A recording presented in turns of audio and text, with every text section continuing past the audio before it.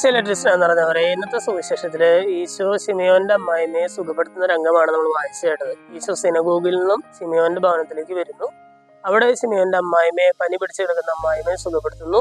തിരികെ ഈശോ അന്ന് വൈകുന്നേരമായപ്പോൾ കുറെ പേരെ സുഖപ്പെടുത്തിയതിനു ശേഷം രാവിലെ ഒരു വിജന പ്രദേശത്തേക്ക് പോവുകയാണ്. ഒരുപാട് ആളുകൾ ഈശോയുടെ പ്രശസ്തിയെ കുറിച്ച് കേട്ട് ഈ രോഗശാന്തിയൊക്കെ നൽകി ഒരുപാട് പിശാചുക്കളെയൊക്കെ പുറത്താക്കി എന്ന് പറഞ്ഞ് കേട്ടതുകൊണ്ട് തന്നെ കണ്ടതുകൊണ്ട് തന്നെ ഒരുപാട് പേര് ഈ വിജനമായ സ്ഥലത്തേക്ക് ഈശോ അന്വേഷിച്ച് പോവുകയാണ്. നമുക്ക് എല്ലാവർക്കും അറിയാവുന്ന പോലെ തന്നെ ഈശോ വിജനമായ സ്ഥലത്തേക്ക് പ്രാർത്ഥിക്കാനായിട്ട് പോകുമ്പോൾ ഇവരെല്ലാവരും കൂടി ഈശോയുടെ പിന്നാലെ വരികയാണ്.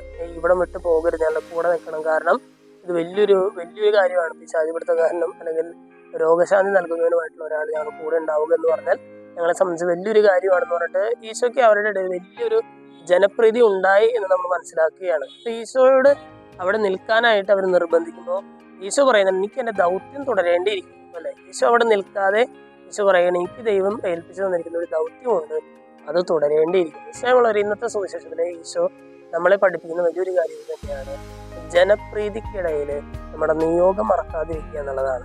ഈശോയ്ക്ക് ഒരുപാട് ആളുകൾ ഈശോയുടെ ചുറ്റും കൂടിയപ്പോഴും ഈശോയ്ക്ക് ഒരുപാട് ജനപ്രീതി ലഭിച്ചപ്പോഴും ഈശോയ്ക്ക് തൻ്റെ ദൗത്യം മറക്കാതിരിക്കാനായിട്ട് സാധിച്ചു എന്നുള്ളതാണ്. നമ്മുടെ ജീവിതത്തിലും ഇതിന് സാധിക്കുന്നുണ്ടോ എന്നുള്ളതാണ്. പലപ്പോഴും നമ്മുടെ ജീവിതത്തിൽ ഒരിത്തിരി ജനപ്രീതിയൊക്കെ കിട്ടുന്ന സമയത്ത് പലപ്പോഴും നമ്മൾ നമ്മുടെ ദൗത്യം മറന്നു പോകുന്ന ഒരവസ്ഥ കാണാറുണ്ട്.